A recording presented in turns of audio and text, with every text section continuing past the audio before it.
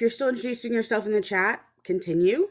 But we are excited to share our research about listening and instructional strategies with you today. Feel free at any point to take yourself off mute or use the chat to ask a question or share your thoughts. We want it to be interactive, so feel free to just interrupt with whatever little nugget you might want to add.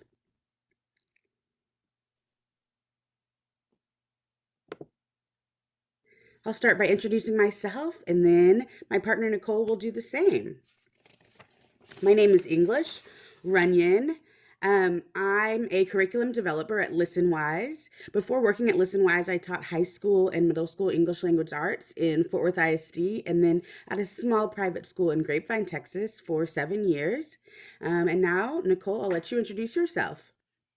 Hi guys, I'm Nichole Johns. I am a teacher with Keller ISD. I'm a virtual ELA teacher for high school, and I'm so glad to be with you today.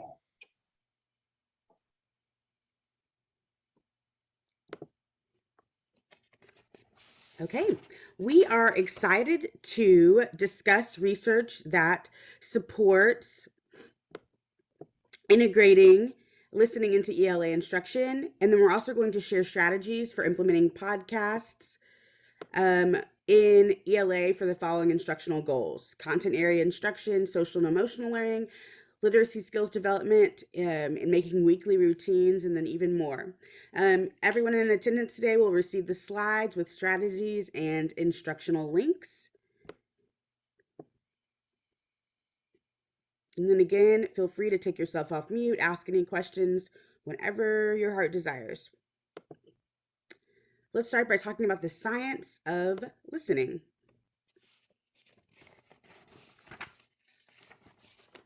Listening plays a really important role in our life. 80% of what we learn by listening. We listen to the equivalent to a book a day, and by comparison, we only speak a book a week. At Listenwise, we love to listen to stories. And why do we love to listen to stories so much? Because listening stimulates and even changes our brains. Researchers who study how audio affects attention and memory believe that listening requires more from our brain. After all, when you're listening to a story rather than just reading it, you must process the information at the same rate it's being presented. Listening comprehension is a complex construct dependent on numerous cognitive and linguistic processes. Listening transports you. And we're going to start by listening to a story that takes you into the pages of the children's book titled Storyboat. So you're going to be transported into a new world. You're going to hear the author and illustrator talk about the book as well as hear an excerpt from it. The excerpt starts right after the illustrator explains how this book about a family immigrating by boat with 2 small children was a project she really wanted to work on because she too immigrated to another country as a child. As you listen, please comment in the chat about what you are not only hearing, but seeing, smelling, tasting, feeling, any emotions that come up. And if you want a full experience, you can even close your eyes and see what audio can activate in all your other senses.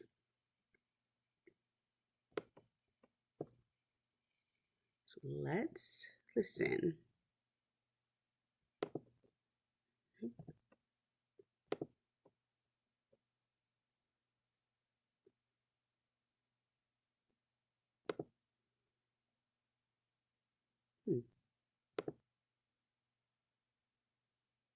Sorry about that. Technical issues. Hi there. Gonna move ahead just a little bit.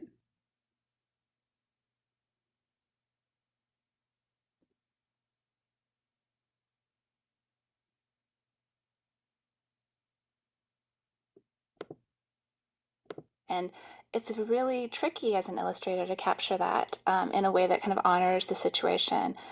And that's what was so challenging. And as soon as I saw Rasheen's art, I knew that this was perfect. It was like being on The Bachelor and you find your perfect match. It was like, I knew this was right.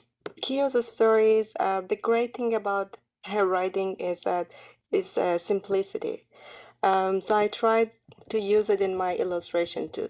So I choose very limited color palette, like blue and orange. Blue because of they are sailing in their journey, so I chose the blue for water. And then I chose orange. I inspired by the color of boating life jackets, which usually they are orange. The technique I used watercolor, ink, and oil paint because I needed something to give me a texture for the waves in the sea. So I mixed oil paint with water, and they cannot get along with each other. So it gives me a good texture for waves for the water. In the book, a little girl and little boy drink out of a steaming cup and sleep under an orange blanket, always against a stormy blue background. Here is a cup, old and fine, warm as a hug, writes Keo McClare. Here is a blanket, patterned and soft, color of apricots.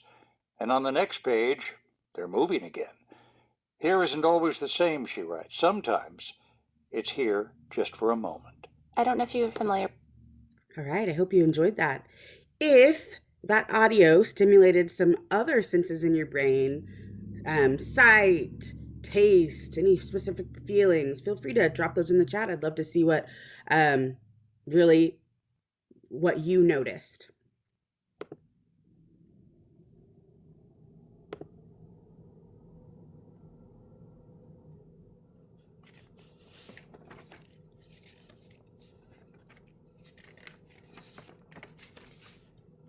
A little more research on the brain and listening.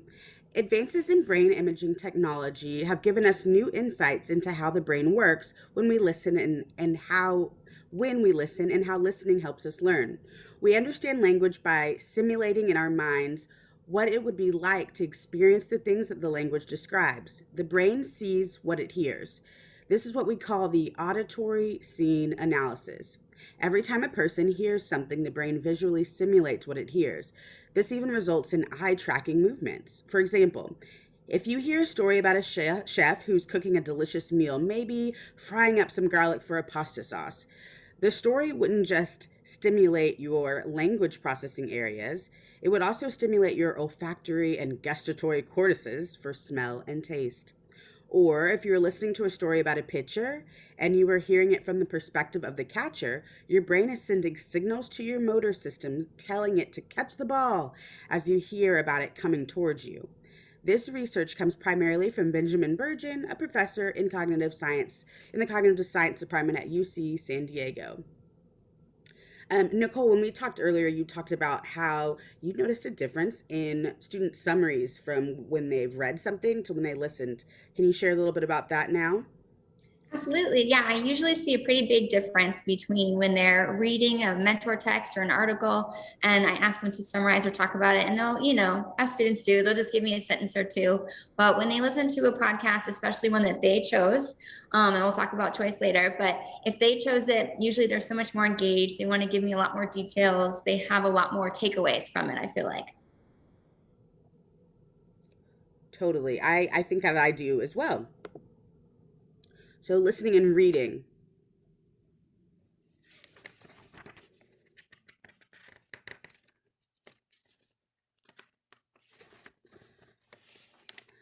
You might be familiar with the simple view of reading, but if you're not, you're going to get a little summary right now.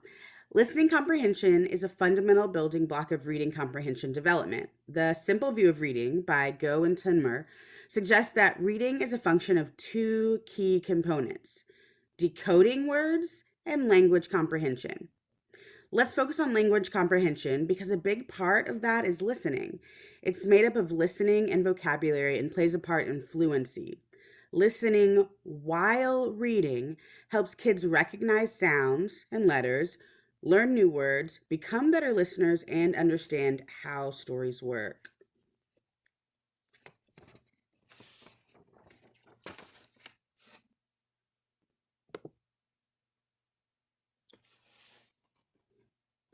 As students grow older, the relative importance of listening comprehension increases because it takes until middle school to reach the point where reading comprehension outpaces listening comprehension. One study shows that as students get older, problems with reading comprehension emerge. So, providing an opportunity to provide content that is auditory as well can help close the content gap, because when listening, students can understand text at a higher grade level than they can read, 2 grade levels actually. In part because of their receptive vocabularies are typically higher than their expressive vocabularies. This is especially true for English language learners. That's why it's important to focus on students' listening skills well beyond the years of direct reading instruction. It was really exciting as I was pulling together research and wanting to make what we shared with you as relevant as possible. I'm also a former Texas educator, and so I went to the TEKS and was just looking for information, and I was surprised that I had never noticed what we're going to talk about now in the TEKS before. So Nichole, can you present that information? Sure, absolutely. So in our TEKS, it calls on teachers to make sure that students are getting the 4 domains of language: listening, speaking, reading, and writing. And I think most of the time we do a pretty good job of having them reading and having them writing. And sometimes we're speaking in a discussion or as a class, but listening is a whole skill that we just don't always get a chance to address with our students. And so especially I want to draw your attention to this last section where it asks us to have students engage in academic conversations, write, read, and be read to on a daily basis with opportunities for cross-curricular content and student choice. And this section is from the introduction to our TEKS, and this is for K through 12. So no matter what grade level you're at, whether you're an elementary or a high school or middle school teacher, you need to find ways to read to your students. And that's just not always easy to achieve. And I was talking to English about this, how I feel like sometimes when we want to read to our older or high school students, we end up reading them a kid's book or something that's way lower level because that's what's available to us to read to them. So these podcasts are such a great way to get them something that's engaging and it's on level and it's where they're at as far as their abilities to read and understand and process. So that's what I really love about making sure we're getting students that listening component as well. Yeah, thank you, Nichole.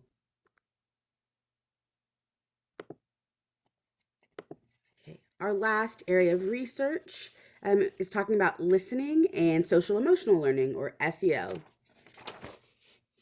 This is one of my favorite ways to think about integrating audio, not only to benefit literacy, but other areas of learning too. So first, we're going to orient ourselves with the CASEL framework. At Listenwise, we really like to consider the CASEL framework when we are curating audio to put on our platform, and then also when we are writing questions and when we're writing lessons for teachers to use. So this framework is a popular tool for thinking about social and emotional learning skills and competencies. Many schools have a separate SEL curriculum, or some do, that is implemented during like an advisory period or a morning circle. But at Listenwise, we think it's best to integrate SEL learning within the context of academic instruction. And so we'll be showing you how that happens, how that can happen today.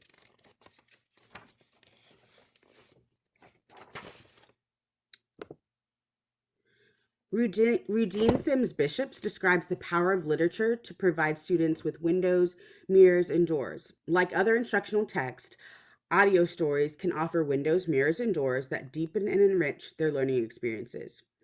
Through listening to podcasts like the one we just listened to, students may find their experiences reflected. So how awesome would it be for a student who is an immigrant to hear an illustrator of a published children's book talk about her immigration experience, and then how she's able to use her skills to benefit others and in a creative way. They might better understand experiences other than their own as if observing through a window, and they may, for a brief moment, feel as though they are walking in someone else's shoes through a door into another person's world. Audio stories can provide opportunities to promote diversity, equity, and inclusion, and foster social and emotional learning as a lever for equity and excellence. Storytelling is truly powerful. Podcasts are a powerful way to learn through storytelling. Stories help us to make sense of the world and our experience in it. Studies show that emotions are integral to learning. In the simplest terms, we only really think deeply about things that we care about. Grappling with the ways emotional stories make your students feel and not just focusing on those analytical skills is also important. The storytelling and human emotions found in podcasts makes them the perfect medium to build SEL skills, and this session will showcase lessons that prepare students to be thoughtful, engaged, connected, and compassionate people.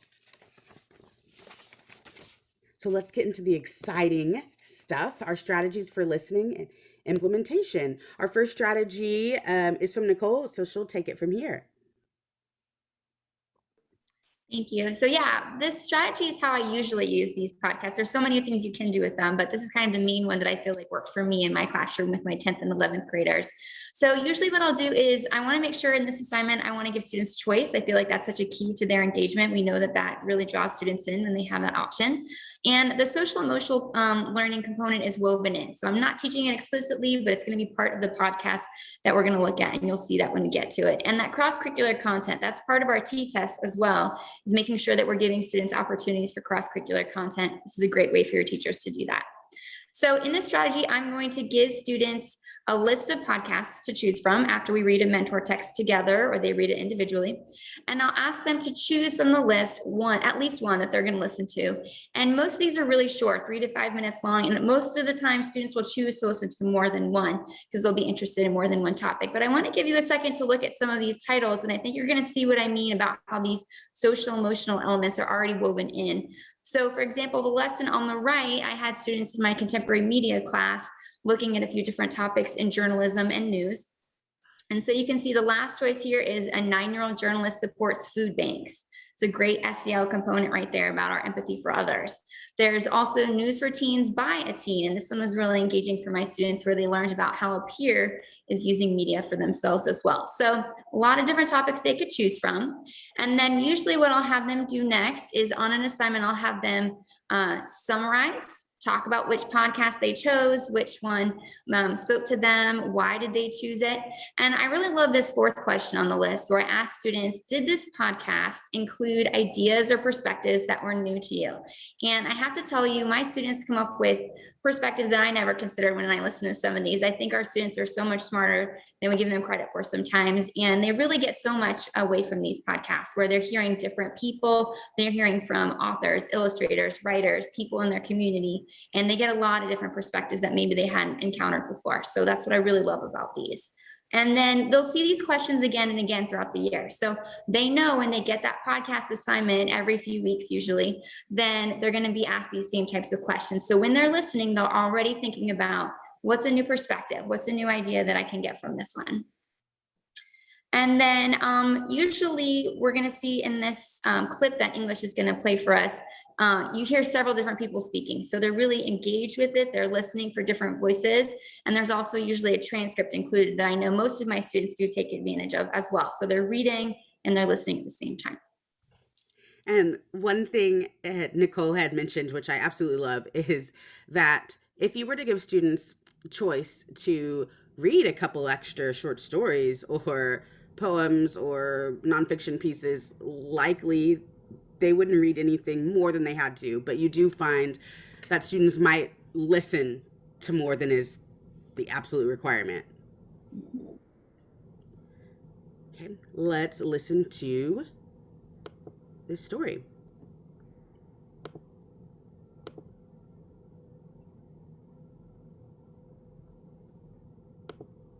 Seeing the need at Colorado food banks, journalist Cooper Nelson got to work. He started his own physical newsletter, the Lakes Gazette, charging $5 a month for subscriptions, and he raised roughly $4,000 so far. And we should mention that Cooper, our colleague, is 9 years old, and he joins us from his home in Loveland, Colorado, along with his parents, Matt and Aaron. Welcome to the program. Hi. Hi. We should make it clear that you guaranteed 100% of the money that you get goes to food banks. And I'm wondering, how did you first hear about food banks? I first heard about it on 9 News on one of their stories. And so what made you think that this would be a good thing to try and help out? I thought it was a good thing to help out because people didn't have a lot of money right now. They lost their jobs during coronavirus, so they didn't have enough money to afford food. So I decided to make money for the food bank so they could go up to a food bank and get some food. And so what do you like best about being a journalist? I like doing the research, and I like to see the final thing that comes out. I mean, I looked at your absolutely wonderful newsletter, and there's so much cool stuff. I mean, there's like recipes, and you have puzzles, and there's updates about, how things are going. How do you decide what goes in the newsletter? I decided what goes in the newsletter is, since it was a kid-friendly newsletter, I decided to put a maze, a recipe they can do, and like a kid-friendly article. So my daughter. All right. What was neat, I think Nichole mentioned it, that this was, students had several options, and her students are early high school students, but they still chose this 9-year-old journalist story. So that's great. High schoolers are interested, but then also 9-year-olds would be interested too, and all levels of students. If I was still in the classroom, one thing I really like about Listenwise, and this story in particular reminds me of it, is that it provides a really authentic reason for writing, where we see that the skills that we're teaching students, like think about your audience, what would they like, what organization goes into, what plan are you going to have. I think these are really great ideas to spark teachers with a new kind of writing prompt, maybe even more of a project focus, and to see it in real life with a student, like them being able to do it means they can too. Yeah, and in the chat, Crystal brought up a great point that students can slow this down. And I know they do this. They slow it down. They listen to it more than one time. And I think this is also really important to bring up that, when you have a discussion in class, sometimes it does whiz by somebody, or they miss it. They're not paying attention. They're an ELL student, or they have another limitation to their learning. And this is a great way for them to listen to it at their own pace, rewind it, re-listen to it. And they have the transcript right in front of them, which I said many students do take advantage of and utilize as well. Yeah, thank you for asking that question, Crystal. So if you see right over here, there's this little toggle. They can click slower, and it plays about 20% slower. So that's helpful. It still sounds like normal language, just a bit more understandable. You can always stop and start. You can always go back, and it doesn't have to be that you knew exactly where in the audio you were in. You can just click on a word, and it'll go there, or it'll go back. Today we just really wanted to talk about strategies, but when a student is assigned to listen or answer some questions, they'll have their own text help toolbar that allows them to click on any written text, and it can be, they can get a definition. They can get it spoken out loud so they hear it. It can be in Spanish. They can get a picture of it. And they can even highlight a whole sentence or paragraph and hear a translation. So that's a really, really great way to support ELLs, all students really. Jack, you got. And again, not everybody in the class chose this one, but quite a few did. And I really love this one on the far right. I don't know if you can see it quite yet, but it says from a student, it was cool to realize how anyone can be a journalist. It opened a lot of new ideas to me. And the fact that a 9-year-old is already that big of a journalist really shows that the sky is the limit. And I feel like that's the kind of thing that we want to have in our classroom, where students connect to something, they feel inspired, they feel positive about the content we're trying to teach them. And I feel like when my students leave the classroom, I know they're still thinking about this idea. And that's what I think is so powerful about these audio stories. All right, thank you so much for sharing. Moving on into strategy number 2. This was called a scaffolded retelling with weird news. The educators' goals were for content area instruction, and then skills development, and for her, what was a weekly routine.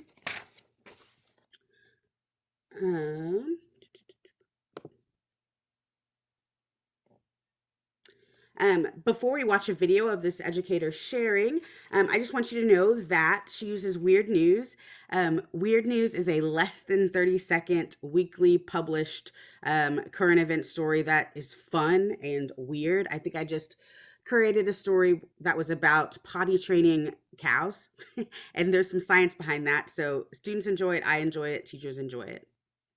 A little bit of background before you watch the video. Abby Osborne shared her scaffolded retelling strategy during a webinar last year, where she uses audio to support bilingual learners in her elementary level English language development class.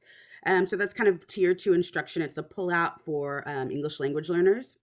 Osborne students were preparing to create a short how-to video using Flipgrid. So she shared with them biographies and stories that showed what other experts were doing. The weird news story, young skateboarder shreds world record about an 11-year-old expert skateboarder, was perfect for her students. Let's listen to this less than 30-second podcast, and then we'll watch a video of Osborne explaining her strategies. You know what? I went a little too fast. Let's listen to it first.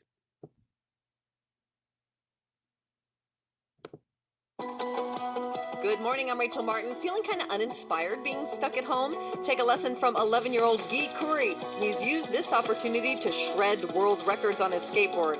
This week, Curry became the first skateboarder to land a 1080-degree spin. That means he made 3 full rotations in the air. Not even pro legend Tony Hawk has managed that. Making the most of quarantine, and it sounds way more fun than sourdough starter.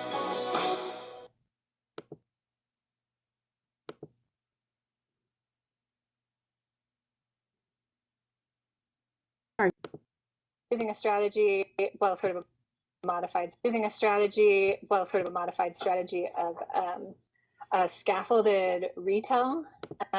So the first time we listened to it together, and I present it, and we listen to it together, the transcript, they just listen to it, and they don't have to do anything else, just listen quietly. And then after we finish it, then they can vocabulary that they didn't understand, any jokes that maybe they didn't understand. And actually, we just did it today with my fourth grader and they didn't ask. But then at the end, that was the only thing that they didn't include. So anyway, we listened to it once, and then they listened to it a second time, and then the third time they have to recreate it themselves. So this is preparation for, in California, our proficiency test includes a retell where they have to listen to a scientific or a fictional story, and then they have to retell it in their own words. So this is great practice for that. And they can retell it in their own words. It doesn't have to be verbatim. And they did a great job today with just getting the main ideas and getting the good morning, and I'm Rachel, and they said feeling tired of being stuck at home, and then they didn't say word for word take a lesson, but this 11-year-old is a really good skater, and he beat the record that Tony Hawk couldn't even do. He made 360s in the air. So they were getting all of the content and saying it in their own words, which I feel is super valuable, and I love that they're saying it in their own words, and it's super engaging because they have to participate. They can't just turn off. They're expected to produce it in their own words. So I love it as a strategy. And then as they get further along, then they will have to rewrite the whole content, what they hear, without having the access to the transcript. But that's later on. Right now, we're just practicing getting the main ideas. All right, that strategy excites me so much. I wish I'd known about this when I was in the classroom. I just wanted to show you weird news. We always try to highlight some vocabulary. So we have 3 words here: uninspired, rotation, opportunity. And in the curriculum materials that we have for it, which for weird news is just a couple of questions, we incorporate those vocabulary words in each question. So it can be another little lesson depending on how a teacher wanted to use it. And another thing, I was never blessed with the opportunity to teach on the block. I always had a 45-minute to 55-minute classroom. But my husband, who's an administrator in high school, this is their first year having block, and they're really struggling with the time. And so I know quick little activities that aren't just complete fluff are helpful to just get kids re-engaged, and thinking about content in an exciting way would be really helpful for his teachers.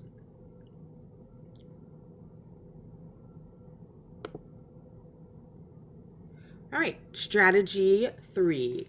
This is, sorry, Nichole, what were your thoughts on this strategy? Could you imagine using it? Yes, I love this idea. I feel like all students, regardless of grade level, love weird news and weird things and facts like this. So I can totally see like a whole classroom discussion on one of these. And I love kind of the competition aspect you could even do, having who can remember the most or what exactly did they say that this student achieved with his skateboarding. So I feel like I could see students being really excited about it. And I love that it's so short. You can just throw it in anytime and get students engaged with it. So I love this idea. I'm going to steal this. Yeah, and definitely, I mean, and we see it. They're listening, but they're also having to speak, and that's awesome. And remember, so great practice in a lot of different areas of literacy. All right, strategy 3. This is a warm up to activate prior knowledge and make curriculum connections. The teacher's goal was for student engagement and then some content area instruction. Educators can do filtered searches on the Listenwise platform to easily find podcasts that connect to their curriculum. In our final strategy, Bonnie Neves explains how she incorporates audio stories into her warm-ups, where she can activate prior knowledge and have students make connections to what they are learning. It's worth noting that Neves is a science teacher, but the podcast, the transcripts, and the associated curriculum materials on Listenwise help bring literacy best practices into all content areas, which is what we want. You don't just read and write in English class, it should be in all classes. I always enjoyed helping students on writing assignments for other classes. And then, I was one of those teachers that would always maybe send an email. Oh, I see that you're doing this. I helped so-and-so. Give them a shout out for, looking for opportunities to learn in all of their classes.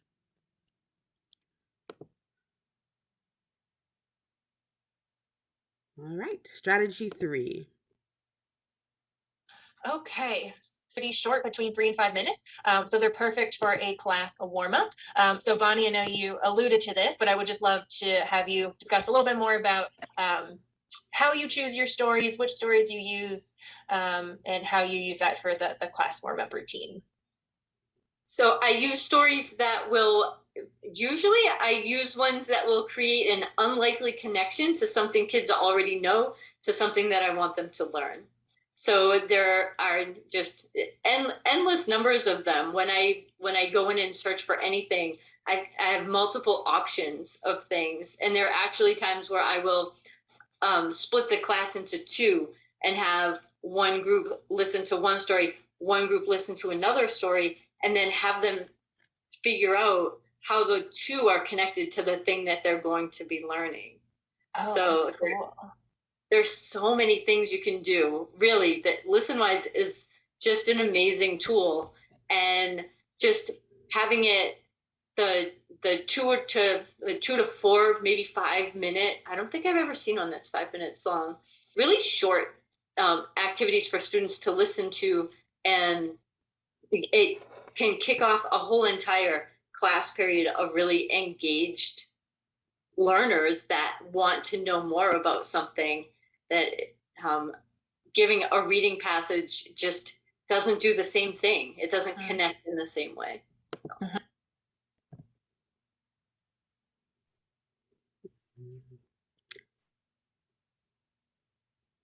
What are your thoughts, Nichole, on that one?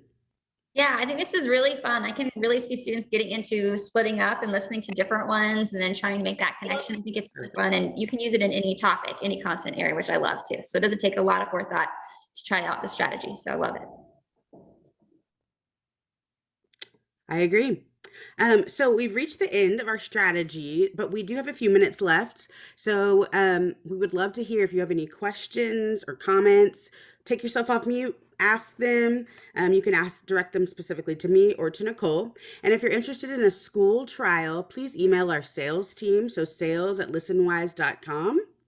And then we're going to email the slides out to all attendees. And right now I'm going to put a link in the chat. Please answer, I think there's like 2 or 3 questions. One of them is your email, so that we can make sure that you get all the information from today. Are there any questions?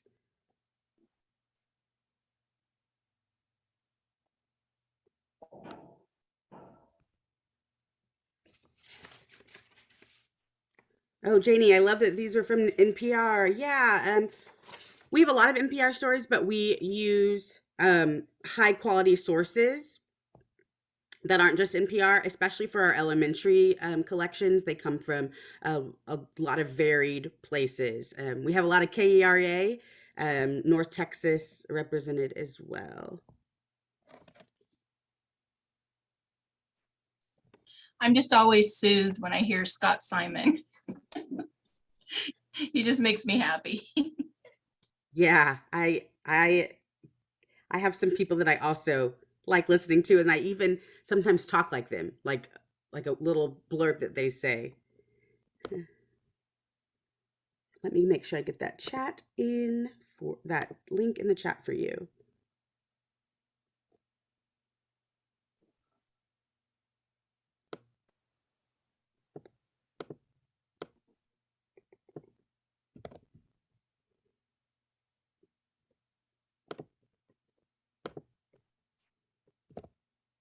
All right, the link is in the chat. Would anybody be interested in seeing a little more about Listenwise and maybe looking at searching a topic and seeing what would pop out? Maybe you know what teachers are working on right now in your schools and districts.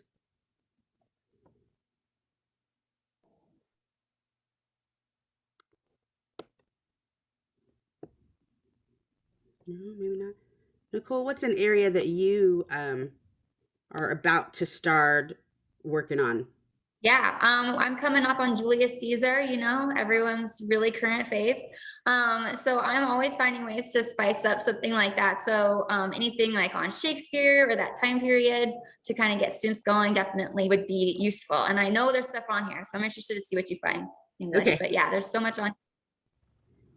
And again, it's kind of an old topic, but I know there's got to be somebody still talking about this. So. Nichole, English 2, no, but 10th graders, yes, right? Yes, I have 10th graders, and that class is, I'm teaching English 1 through 4. So, you know, let's see. I think that's going to be actually might be my freshmen that are going to get to that later. But yeah. Okay, so we have a filtered search. We have a filtered search. You can just type in anything, and then you can filter by what helps you most. So you can select ELA or social studies. We use a listening lexile measure. We're the first product ever to use that. It's very similar to reading lexile, but a little bit different. You can make sure that you're choosing by grade. You can have audio that comes with more resources if you click lessons. So that would be the biggest resources are typically a quiz provided where you can see that data, and then also a before, during, and after lesson plan guide.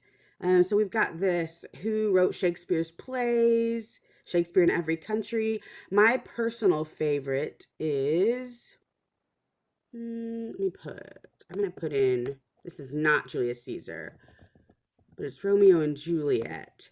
And it is a story that talks about,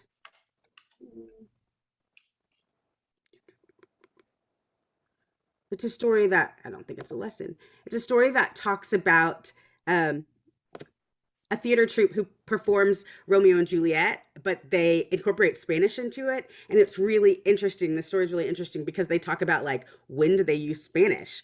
Are they using Spanish when they don't want everyone else to know what they're talking about, which is how students sometimes use it? Are they talking about using Spanish when they are doing a really intense monologue where they need to think and speak exactly how they're feeling?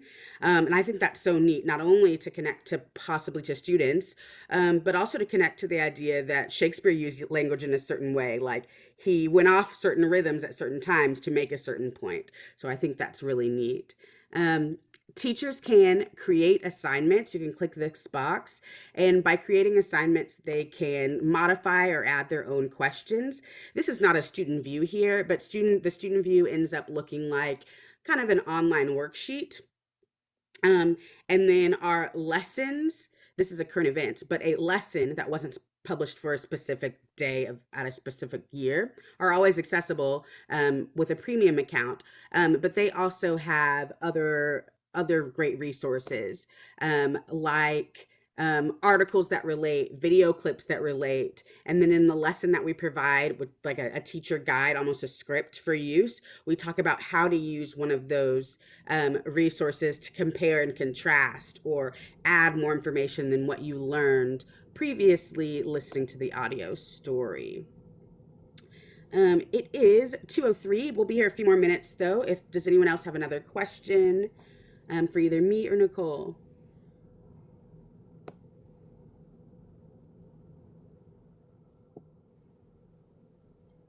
No.